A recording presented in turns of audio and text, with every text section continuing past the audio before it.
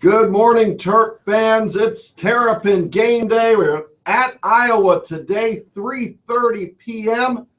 ABC, ESPN2 nationally. It's another chance for the Terps to really take a step forward under Mike Locksley. I'm going to start with reflections from last week. Being at the Penn State game in Baltimore, it was my rivalry game. Anybody who follows me and has been listening knows that that is the game of the year for me. Bruce Posner is in the studio to talk about it. We've got Mason online. For me, it was just a great game. It reminded me of all the Maryland Penn State games that we saw throughout the years.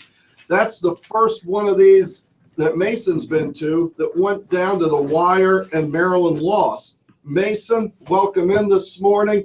What's your thoughts about being at the Ravens Stadium in Baltimore and that really a really good game to watch? I really enjoyed it. Maryland, of course, losing there at the end really disappointed me. But a good rivalry game, great game, good atmosphere. Well, thanks, Bruce. We were on the field after that game, and you just wanted a little more Maryland Penn State action at the end. You know, Wayne, I'm tired of being in football stadiums on the field after the game after a loss. Yeah, but it was, I'll leave it with it was fun. No, it was great. It was a great game. It was a great atmosphere. It was. I thought the team really stepped up offensively. I thought Perry Hill's taking a lot of heat for these interceptions. You know, I read some synopsises of him in some of the Vegas, sheets, and they said minus 2 interceptions, he was stellar, and he was. 2 interceptions, a fumble, but those are the things you have to eliminate if you want to win the game. So really good, except for I'm waiting for the game when we're really good, and those things don't happen. Maybe it'll be today, you know. I hope so. The traditional run game hasn't been working as well as Maryland went more to the Perry Hill's run the ball. We'll see what happened game. I'm hoping if Maryland's going to win the game, it can't be all Perry Hill's. We're going to need some Brandon Ross. We're going to need some Wes Brown. Did you watch the Franklin interview after the game? Actually, I did not. I watched it, and Franklin really praised Perry Hill's and the schemes in that you had to worry about Perry Hill's running the ball. Mm-hmm. Then when he went outside, you had to worry about the pitch. And in the same respect, he was throwing the ball on the run from the outside. Mm-hmm. So it was almost like a triple option. He says you can't blanket every option. And if you get a good quarterback, he's going to take advantage of that. And Perry Hill's did. All right? Perry Hill's did take advantage of that. Maryland did not have any turnover touchdowns. They didn't have any punt return touchdowns. They did have field position advantage. But at the end of the day, they scored 30 points. 30 points. Not enough to win it, but it was enough to make it exciting. You're right. Maryland has to keep mixing it up. I'd like to see if Maryland's going to win today, that you take advantage of some of those first down throws. Maryland did a lot better job of that early in the game than they did late in the game against Penn State. 17-point underdog. I can't see it today. It's, although I will tell you this much. Iowa is having a great year. They're 7-0. They went to Wisconsin on the road and won. Their defense is great against the run, except for one thing. And they're 7-0. And if they beat Maryland today, it's very likely they go undefeated if you look at their schedule. And we're going to go over that schedule. However, they do not play Michigan State. Right. They do not play Ohio State. They do not play Michigan. Do they play Penn State? I don't even know. Well, we've got that. We'll bring up that schedule in detail. So, I mean, what I'm not knocking the record. Yeah, but I want to focus more on what Maryland has to do to win the game today. Do you think you can get Cockrell to throw the ball a couple times and switch it up where you bring him in and you always, right now you're thinking he's going to pound the ball if you have Cockrell in there. Do you think Locks will take a chance? He will. Locks is, I tell you what, I think that last week Locks opened up and the week before he kind of opened up, and I think that he's doing a great job with the offense, which is his specialty. But here's the bottom line, Wayne, and you know it. You got to win. Yeah. You know, and it just 1-point losses don't work. No, and he admitted as much. He liked that they left everything they had on the field was enough to get the job I done. got to relate a story that happened this morning. Mhm. Went to the bagel shop. No bagels for me today? Went to the bagel. I know you got these donuts. Right. Went to the bagel shop. This is no lie. There's 12 people in there. I got a 20-minute quiz on Maryland basketball. This Maryland basketball thing is about to take off like we haven't seen in a long, long time. Probably since 2002. Even more so. I think it's more. I think a lot of it, because everybody knows about recruiting and everybody knows about the players. Diamond Stone is a household name. Right. He hadn't played a minute yet. If you're going to have a name, that's a good name. But Robert Carter Jr., everybody knows about Suleiman. And, Right. It was unbelievable. I felt like I was on a turntable. Yeah. All right. And they'll all be listening at 9 Was o'clock. it better than the CNBC debate? Oh, God, that was a disgrace. Right. That was a disgrace. So I don't care if you're a Republican or a Democrat, some of those questions were just insane. Well, I'll ask you an insane question on the Sure. Turpin thing. Amba Adetawa came in the game last week. He caught a couple passes. He's starting again. Were you impressed with Maryland's wideouts? Do you think you have to get better, just like the defensive backs, at playing the ball in the air? Yeah, definitely. Look, Perry Hills does not have the greatest arm in the world. No. And I think his motion's like strange, but He throws like a running quarterback. right. However, when guys were open last week. Now, I don't know. I watched the Ravens. Nobody's ever open, okay?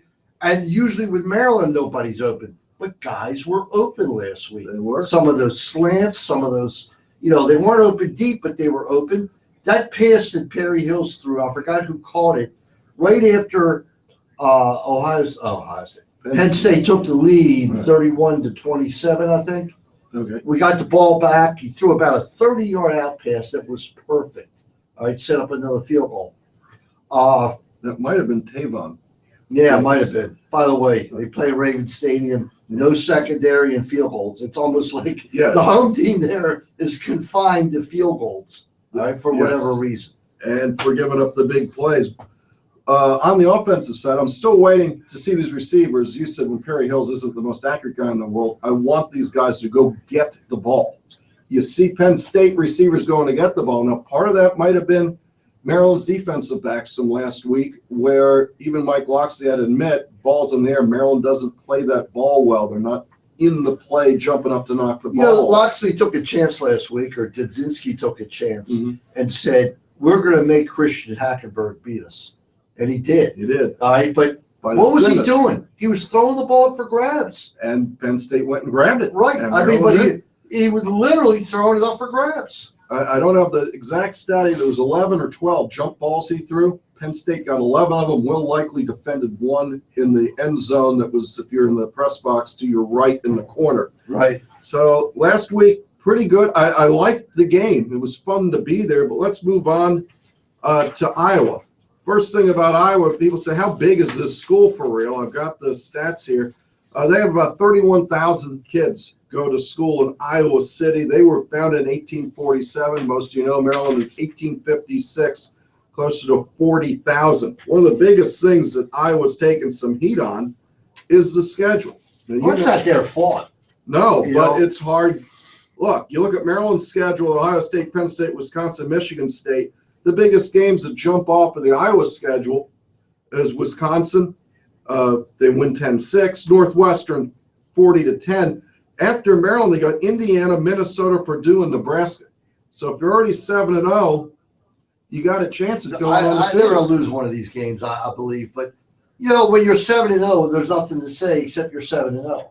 And they've proven that they can win. They have a tremendous rushing defense. That's what scares me about the day when I mean, they shut down Wisconsin, held Wisconsin to, 6 points in Wisconsin. Right. That's unheard of, all right? But they did it. They did. And the one thing, though, I hear the quarterback's hurt. Is that the case, this guy Beathard? That one I haven't heard. I know that the star running back is injured. He's out. He's out for which one? Kanzeri? Yeah. Okay. So he's one of those. I don't know much about him. I haven't watched him this year. I've just seen highlights, really. But for the first time since 2009, Iowa undefeated 7-0, fifth time in school history. They are second to Ohio State in big chunk plays, which is plays of 40-plus yards. Ohio State has 13. Iowa has 12. The quarterback you mentioned is C.J. Beathard, and he's the first quarterback in school history to win his first 8 starts, 4-0 at home, 4-0 on the road. Pretty impressive. Yeah, they really split it between Beathard being a very accurate passer and this running game that's really 2 or 3 guys carrying the ball for Iowa, all being effective. 3 guys have rushed for over 100 yards in a game this year. Canizari had 4, LaShawn Daniels and Akram Wadley once each, so it's going to be Daniels and Wadley today for Iowa. I think Maryland's run defense is going to be up to the task. They were last week, so if you're going to win the game today. Look, they stopped Ezekiel Elliott, held him to like 100 yards. They shut down Barkley last week. Yeah. All right. And I think that it's probably going to go the same route as far as, take care of the run and make those corners do better. But they have to do better. Right. Well, most of the corner play that got burned or safety play, it wasn't Likely. It was everybody else. Will Likely still acquitted himself well. I'm sure you remember the last time Maryland played Iowa, a 38-31 win in College That's a great Park. game. We were sitting together in that game. I remember when Iowa came out and we looked at the size of the line. Huge. We said there's no way. They're still huge. They've got a lot of Maryland ties with 6 Iowa. players. Right. Plus Marshall Yanda was an Iowa guy. Kirk Ferentz was coach of the Ravens. Yeah. A coach of the Ravens. Coach. And Brandon Scherf, who's the starting offensive guard for the Redskins, played for Iowa last year. For the team this year, both the starting safeties are from Maryland. So interesting ties. I don't think we have anybody from Iowa on the Maryland program. Except there's one guy I know in Iowa today. All right. Todd Carton. Oh, right? Todd. Yes. He took the drive out there. Yeah, he drove to Iowa. We've got I had him on the show on Wednesday night. All right. In the middle of he was getting ready to leave. Well, my Georgia guy, Bulldog Mark, also my cousin, and my stadium architect, both out in Iowa today. They went to the game? I don't know if they're going to make it to the game. They have a tendency to go places and stay at the tailgate party, but they'll get in there sooner or later. Holy cow. I hope they go to the game. Right. It's supposed to be a great stadium, the Kinnick Stadium, right? Right. Named after Neil Kinnick, right, the Heisman Trophy winner and war hero. So Iowa, in these undefeated, they have big chunk plays, and they can score. They've owned the fourth quarter.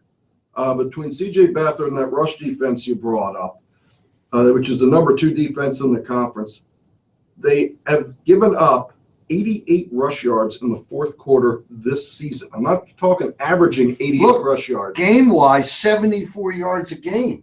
On the ground. So on the ground. That's going to be tough for our Maryland Terps. They've only given up 88 passing, yards. 220. And, right. That's where who knows what's going to happen. You don't know. That's why you play the game. In the fourth quarter, Beathard's been great. They've closed these games out. And so if you think that Maryland's got an advantage, if you get that far, Iowa's owned the fourth quarter this year.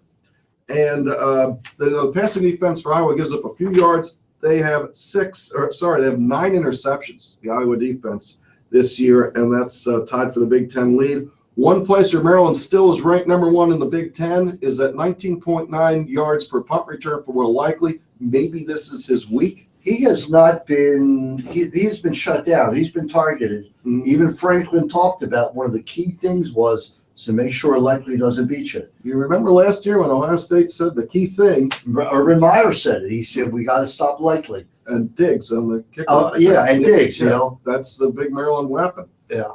So you ready for the whip around? You got your got some games here. Well, I want to hear what the Wizard likes today. The Wizard coming back on here. Is he there? Yeah, but he's got the sniffles, so we've put him on mute, but we're going to bring him back here. Let me unmute him. Well, let me start off. I'll discuss it with him, okay? All right, Wizard, let me hear your best bet today. You hit it last week. You were lucky, all right? Well, somehow I still have him muted, and I don't know why. All right, we'll have to go away. All right. He's back. Wizard. Best Welcome bet back today. in. My best bet today actually is Maryland, 18.5 point underdog. I think they'll keep it closer than that. Really? Okay, you like those big dogs. I mean, last week you got away with that Washington. It was 17.5. Yeah. And they lost by 17. Right. So you're 1-0, Wizard, on your best bets. That's pretty good. So this is your best bet for the day is the Terps. I know you got a whole sheet. The game I'm focusing on, I've got this Florida-Georgia thing, the world's greatest outdoor cocktail party. If Georgia wins today, they're tied with Florida in the standings. Florida gets the win. That part of the SEC might just have to go to Florida. McElwain comes in. They asked him about the big rivalry games he's been in, and somehow Colorado State doesn't quite stand up to the Georgia-Florida rivalry. Now, well, the Georgia-Florida, I mean, that's the greatest party in the world. I've never been there, but that's what they say. Okay, who do you have, Bruce? All right. Two best bets today. You ready? Cincinnati over Central Florida. They're 27-point favorites, but UCF just lost its coach. Right. All right, George O'Leary. Right. And now you're talking about, I think, 7 openings, and it's October. Yeah. This could get very competitive for these coaches. True, and also for the athletic directors, because I've heard, thanks to Freddie, sent some articles up that Damon Evans, who's Maryland's CFO under Kevin Anderson, could be in the running for the UCF athletic director job, because O'Leary was both the athletic director at this point and the football coach. So they lose 2 guys when O'Leary retires. Right. Mississippi over Auburn. Auburn's having a very tough year. Mississippi's a 7-point favorite at Auburn. Those are the 2 best bets. Other games I like today, Penn State, -5.5 over Illinois. I think Penn State's going to really surge after the win over Maryland. I think they're going to really. Well, see, that's one of the things that I still don't have a great feel. Is Penn State any good? Was Maryland playing a team that was equal and barely lost, or is Penn State? Because we didn't have great regard for them on the show last week, and there wasn't a whole lot that I saw that said, "Oh, these guys are really good." There's 4 teams in the Big Ten. There's Iowa, there's Michigan, Michigan State, and Ohio State, and then there's everybody else. Mm-hmm. All right, maybe Wisconsin's kind of trickling around, but after those top 4, who's great? Nobody's great. Mm-hmm. And so I think that Penn State, they went on the road. It was a road game. I don't care the crowd was 60-40 Maryland, but it was a road game. Maryland was certainly a lot more comfortable there. Yeah. And they won. And that's the bottom line, and they were impressive. In the whip around, I got to ask Mason, bring Mason back up. What are your feelings about this Temple Notre Dame game? Great game, 8 o'clock tonight. Right. To me, it's a big deal because Temple's on national TV and Temple's undefeated, and I've always enjoyed Temple basketball. Mason, you have any insight on that one? Well, the first thing that they say is Temple is now undefeated in ranked. I still remember when they were the joke of college football. Yeah. And now I see this game as Temple will actually pull it out with the victory. They beat Penn State earlier this year, and when they play good teams at home, the stadium atmosphere is pretty good. Where is it? Are they playing in the Eagle Stadium? Yeah, they're at the Eagles. Okay. So I might have left that one at Franklin Field. It might have been a better home advantage. Oh, that was great. Love Franklin Field. Do you have any? Well, my take on this, I think Notre Dame's going to win the game. Can you let somebody in that Dame. front? That kid Ben. But I'm going to go back to Bruce. Say, any feeling about this Notre Dame Temple game today? Yeah, I like Temple. I'm not sure why. I haven't really seen it play, but I like the fact they're at home. It's the biggest game in football history of Temple. Could I say that? Well, you just did. Yeah, Would you say it? Probably. We don't know enough about Temple, but maybe 70 years ago they were a power. 5 years ago, I got Mason off on the side, and you guys can't see him. 5 years ago, the Board of Regents at Temple voted 8-7 to keep football. Has it just been 5 years? What? I didn't hear the question. 5 years ago or so, Temple voted, the Board of Regents voted 8-7 to keep football. They were one vote away from ending the football program. Now they're on national TV undefeated against Notre Dame. So I know we got to wrap up here. For undefeateds, Iowa 7-0, Maryland not so good. You have any thoughts on the score? Yeah, I think, like Mason said, it'll be closer than we think, 31-23. 31-23, Maryland. Iowa. I don't see an upset. I've seen, when I looked on the rivals and the Terp Time site, everybody picking Maryland as an upset. This is the week that locks in the gang breakthrough. We've been close.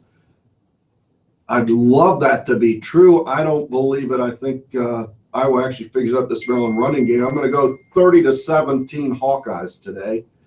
And Mason says it's going to be close, but he doesn't have Maryland winning. So, folks, it went by pretty fast. They were out of time. Thank you for watching Terp Talk Game Day. Tell them about Meyer Consulting. Well, Meyer Consulting Engineers are a longtime sponsor. They're sick about West Virginia. It looks like Holgerson might not make it, but they want to go to Temple. Actually, Ed is a Temple grad, even though he roots for West Virginia every week. Can I tell you something? After, you can look it up. It's history. I said it. After they beat Maryland 45-7, I said they're in for a major headache. They can't win any of the next 4 games. They lost all 4 games by over 80 points. All right? It's not working out in the Big 12. No. The Big 12 record for Holgerson, not good. So West Virginia might be the 8th team on that list looking for a head coach. This has been Wayne Viener, intern Mason, remote today. Bruce in the studio. Thanks for watching Terp Talk Game Day. Go Terps. We'll see you next week.